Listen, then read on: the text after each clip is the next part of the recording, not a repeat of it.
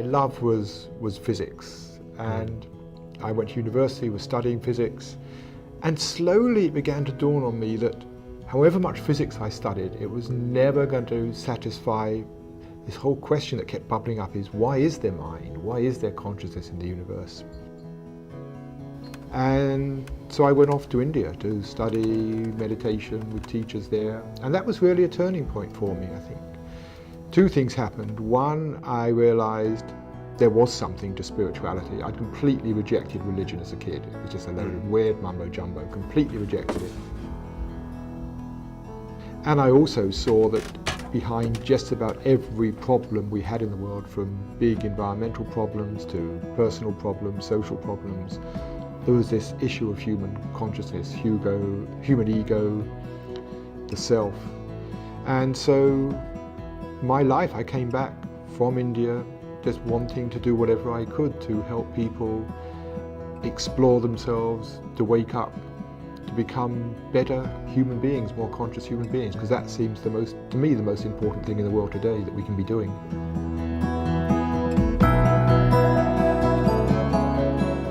As a young man, I wanted to be a doctor, and I went off to college. I was going to study medicine, but after a couple of years studying medicine in college, I then went to Paris because I wanted to get perspective on my life. And the war in Vietnam was happening then. It was a time of great conflict, of student riots. And in that context, I shifted from an interest in physical healing to social healing. And my life has never been the same.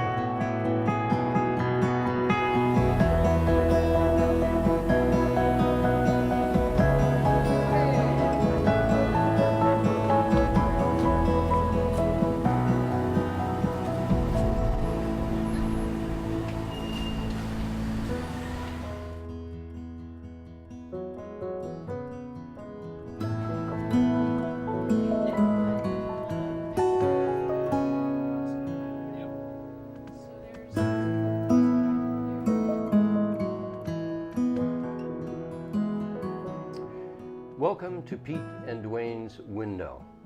In the last program, we looked at the world in systems crisis, and we saw that the world is facing what seems to be a perfect storm of adversity trends that are coming together to create a world in systems crisis, and probably in the next 10 years or so, the world will move into that time of world challenge.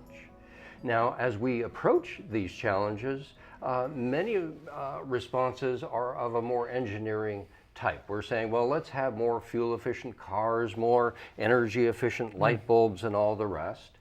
But we can look beneath these kind of engineering solutions to what's going on to some really deeper challenges that we're facing as a human family, in our psyche, in our culture, our consciousness.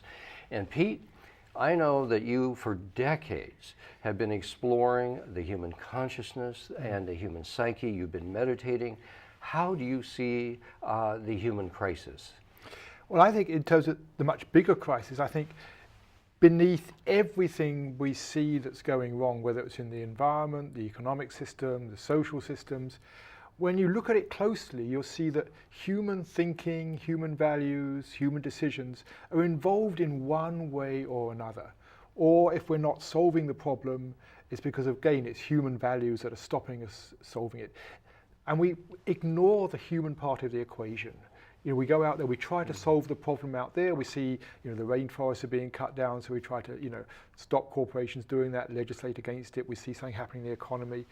But what we're doing really is just treating the symptoms of what I think is a much deeper problem. And where's that? Where's the deeper? The deeper problem is within ourselves, in our actual psyche. And I think we've got caught up in a belief system. It's almost like it's been hypnotized into us from really from the moment we're born. And this belief system says, if you're not feeling okay, if you're not happy, if you're not at peace, then do something about it. And the do something is often get something, buy something, get some new experience, follow some opportunity. But our whole culture is focused on doing something in order to be happy. You're right. I want to read something that I found just stunning to kind of set the stage for this further conversation. And this comes from a man by the name of James Speth. And this is one of the Washington insiders, one of the persons that has been most prominent in setting environmental policy for the United States for the last 20 or 30 years. So he is a highly respected Washington insider who has worked on climate change and all the rest. And here's what he says. He says, I used to think that the top environmental problems facing the world were global warming, environmental degradation, and ecosystem collapse, and that we scientists could fix those problems with enough science. But I was wrong, he says. The real problem is not those three items, but greed, selfishness, and apathy.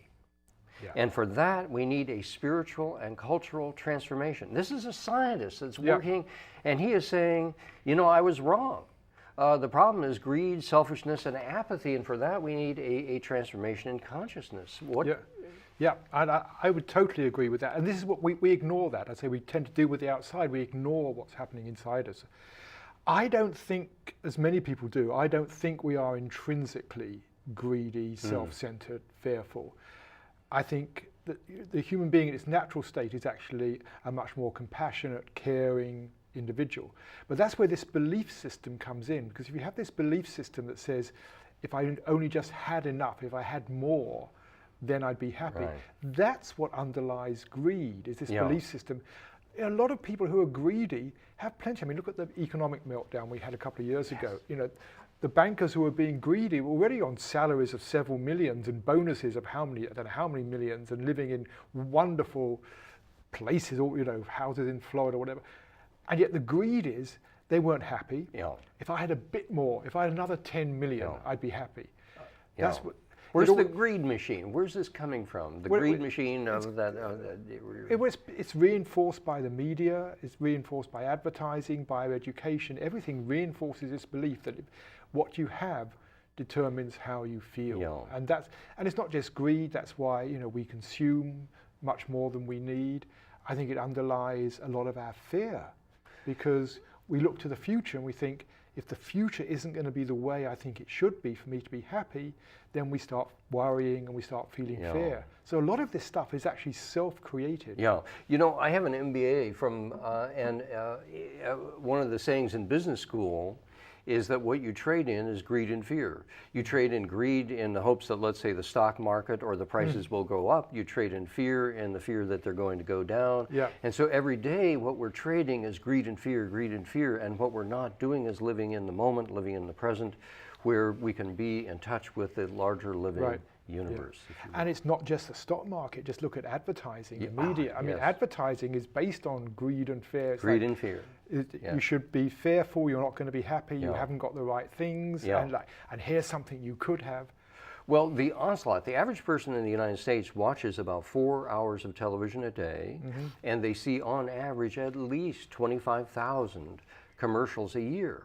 And every commercial is not just an ad for a product, it's an ad for lifestyle, it's an ad for a set of values, an ad for how to regard yourself. And often it will perpetuate, as you say, a sense of either greed, I need something, or fear, I don't have it. And it's this fact you don't have it. What they're doing is actually creating an artificial sense of lack. They're saying you can't be happy as you are, there's something that's missing in your life. And what this does is create discontent. Now, I believe that, as I said earlier, I think that the natural mind, when we're relaxed, when everything is fine, we're already at ease. I think that's how we are when everything's okay. We feel at ease. That's what I call natural mind. And our whole culture is saying, no, you can't feel at ease. There's something missing. And so we have all this self-created discontent. And then we go out and buy something. What do you mean natural mind, though? I mean, that's a nice phrase, but what does that mean? What I mean by that is the mind, when it's not worried, when we're comfortable, when we've been fed, there's nothing wrong in our environment. It's when we're not worrying, we're not thinking about the future, not planning, not resenting the past.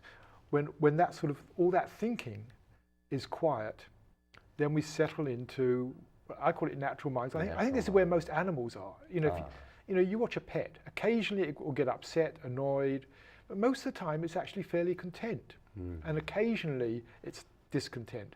With human beings, sadly, we are discontent nearly all the time. We manufacture discontent, it seems Yeah. like, as a way to perpetuate economic growth, perhaps. And I think this is the sad joke about human beings is we all want to be at peace, and we're so busy worrying whether we're going to be happy tomorrow. Yeah. We're discontent in the present. You know, there's a science of happiness that's now grown over the last, 20 or 30 years, because people have had a chance now to really experience the affluence of an industrial world society, and scientists have now been looking to see, well, does that material affluence make you happier? And it's really amazing that what they have found over the last roughly 30 years, our real incomes in the United States have roughly doubled, and yet the number of people that say they're very happy has actually declined by a very small percentage. So even though our incomes have more than doubled, our level of happiness has really not budged much at all. Right. So what then scientists are saying, well, if more income is not buying our happiness, what does? Where does our happiness come from? And it goes back to your sense of natural mind, I think. Because what scientists are saying is it's our connection with nature, for example, with the wildness of nature. It's our connection with our inner growth processes, our contribution to the world and society, our sense of quality of relationship with our friends and family. And those don't cost anything. They're free. Those are just part of the natural mind, the natural connection.